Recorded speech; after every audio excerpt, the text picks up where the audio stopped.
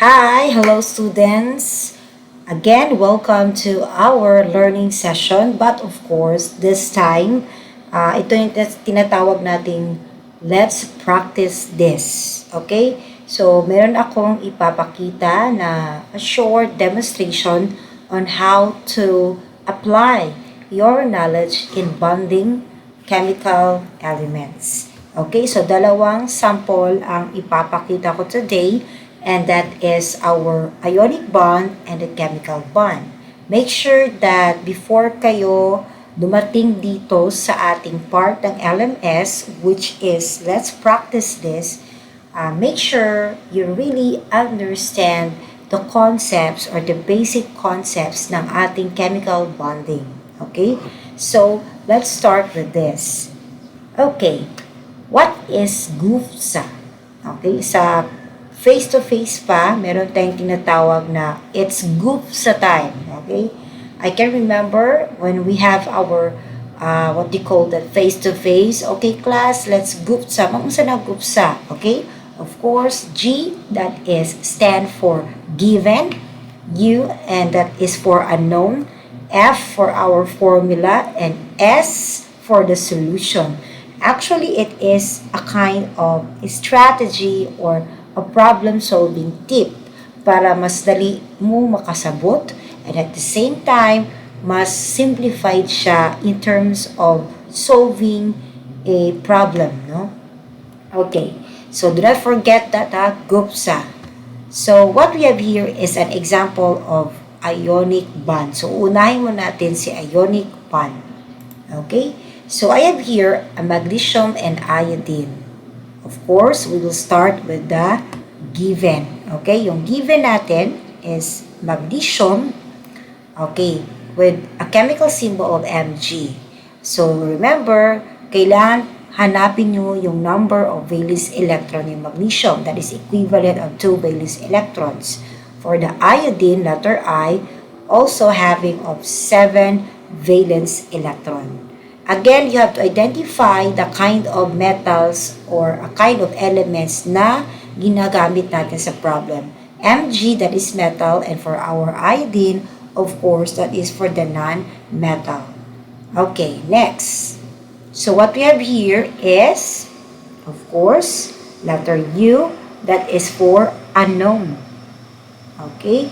So ano bang hinahanap natin dito? What is the unknown? Of course, we have to know the ionic compound if we are about to bond these two chemicals, okay, magnesium and iodine. So what would be our formula? Of course, paano ba natin mariresolve si ionic compound? Formula simple lang. So pag sinabing formula, para itong equation, okay? So metal plus non-metal, that is equal to ionic compound. Okay, very good. But since then, it is an equation, therefore, pwede tayo gumamit ng arrows or equal sign. Again, our formula is metal plus non-metal, that is equal to ionic compound. Now, remember also that metals or metal, okay, what? They tend to lose electrons. Okay?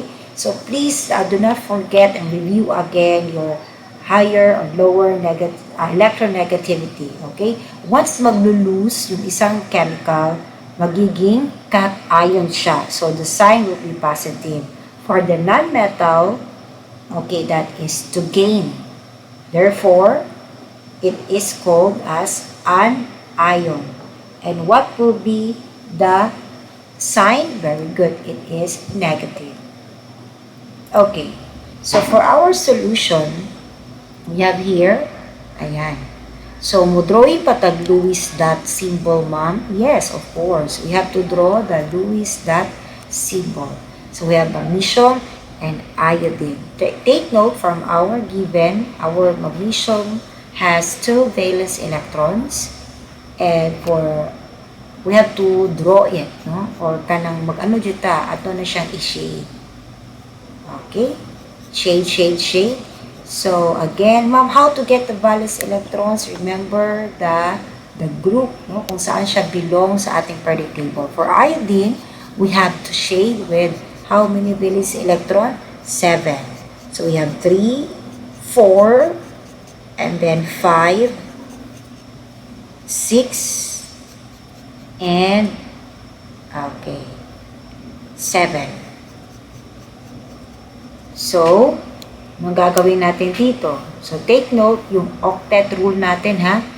So, anong kailangan ni iodine? Isa. But since then, dalawa yung kay magnesium, i-duplicate natin yung chemical ni element iodine. So, gagamit lang tayo ng arrow to transfer electrons. So, we have here 1 electron, 1 valence electron for iodine and another valence electron for iodine. So, it will complete the number 8 valence electrons. Very good. So, ayan. So, ano ba yung ano natin? Hindi pa tapos dyan. We have to write the equation. Magnesium with 2 valence electrons. So, ano yung sign ni metal? So, positive kasi siya yung naglo-lose.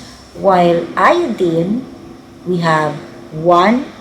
Ayan, naka-receive siya ng 1 and that is an ion negative.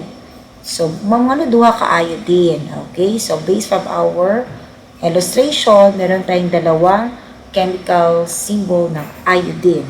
So, we have magnesium and iodine with 2 atoms of iodine. So, what is our answer? So, we have here magnesium, 1 atom of magnesium and 2 atoms of iodine. Okay.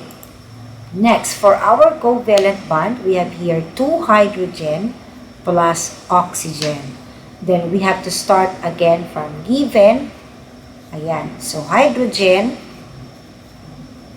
Okay. And then next we have how many valence electrons sa hydrogen? Of course, 1 valence electron. So, it is also called, or it is also a non-metal element. Another one, we have oxygen, and then try to check in your periodic table how many valence electrons si oxygen. Very good. It is, or it has 6 valence electrons, and it is a non-metal. Now, try to observe both our examples are non-metal. So, what is our unknown?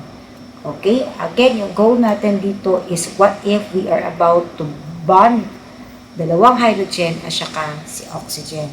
Of course, we will expect a covalent compound since yung dalawang given natin are both non-metal. Okay, after the unknown, what will be our formula? Simple lang yan, no? Paano ba natin makukuha si covalent compound? Of course, by bonding the 2 non-metals. Non-metal plus non-metal is equal to covalent bond. Okay, so madali lang yan. Please, you have to review again our sessions, yung nasa ating mga videos, no? Ayan, para mas makasabot pa yun mo, ani. So, we have now in the formula, non-metal plus non-metal is equal to covalent compound. Remember, since it is a covalent compound, yung main goal natin dito is sharing. So, since sharing, they what? Do not lose electrons. So, walay muhatag og electrons because both of them are non-metals. Okay. So, hopefully balikon na to na siya sa inyong review. Next. So, what we have here is mamudrawin na po tag Lewis dot simple, of course. So, we have 2 hydrogens and 1 oxygen. Okay. So, next, how many valence electrons ang i-shade natin for hydrogen? There is only 1. So, let's start shading. Okay, so we have here 1 for the hydrogen and another 1 for the hydrogen. How about the oxygen? Very good. There are 6 valence electrons, so therefore we will shade 6 Okay, 6 dots ng ating oxygen. We have 1, 2, 3, and then 4, and another one, 5, and 6. So, kailangan tama yung shading ng ating Lewis dot symbol. Okay? Then, what we have here is the solution. Yan. So, take note, hydrogen do not lose, they only share. So, try to check. Okay. So, meron bang walang electrons o nawala ba na chemicals symbol? Wala. So, naas hydrogen. So, pila kailangan ng hydrogen para stable siya? 2. And for the oxygen, we have 8. No? Okay. So, ang answer natin, okay, but of course, remember the bond. So, we have 2 dots equivalent to single bond. Remember the 3 types of bond ng ating covalent. We have single, double, and triple. So, our formula is H2O. Oh, diba? See, it's a water compound. So, that is our answer. Okay. Very good.